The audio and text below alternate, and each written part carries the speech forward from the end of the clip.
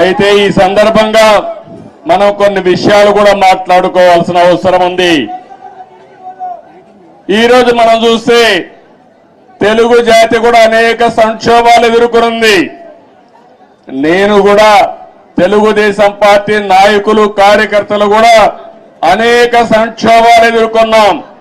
కానీ ప్రతి ఒక్క సంక్షోభాన్ని ఒక అవకాశంగా మలుచుకుని తిరుగులేని శక్తిగా తెలుగుదేశం పార్టీ ఎదుగుతూనే వచ్చింది.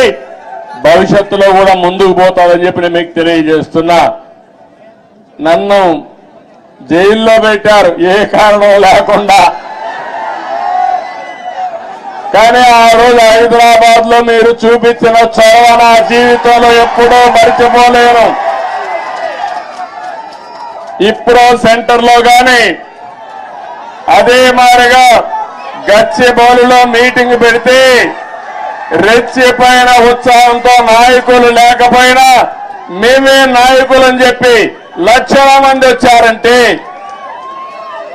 అది నా జీవితంలో ఎప్పుడూ జైల్లో ఉండి చూసి నేను చేసిన పనికి నేను చేసిన అభివృద్ధి గుర్తుపెట్టుకుని నాకు సంఘీభావాన్ని తెలియజేశారంటే ఆ రోజే నేను అనుకున్నా నా జన్మ చరితార్థకమని.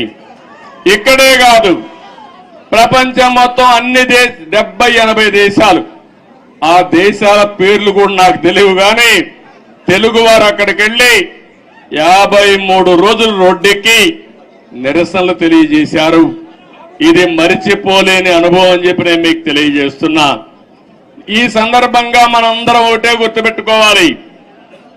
ఈ రోజు రాష్ట్రంలో తెలుగు జాతి ఎన్టీ రామారావు గారిని ఎప్పుడూ మరిచిపోలేరు. అదే సమయంలో ఈ దేశానికి ఒక దిశ చూపించిన వ్యక్తి పివి నరసింహారావు గారని చెప్పి కూడా నేను మీకు తెలియజేస్తున్నా. ఆర్థిక సంస్కరణలు 1991లో పివి నరసింహారావు గారు మొట్టమొదటిసారిగా అమలు చేశారు. అప్పటి నుంచి ఈ దేశంలో సంపద సృష్టించడం సులభమైంది. అలాంటి ఇద్దరు నాయకులు ఈ గడ్డ మీద పుట్టడం తెలుగు వారి అదృష్టం అని చెప్పి మరొకసారి తెలియజేస్తున్నా. ఎంతో మంది నాయకులు పోరాడారు, ఎన్నో త్యాగాలు చేశారు. కానీ ఇటీవల కాలంలో ఈ ఇద్దరు నాయకుల యొక్క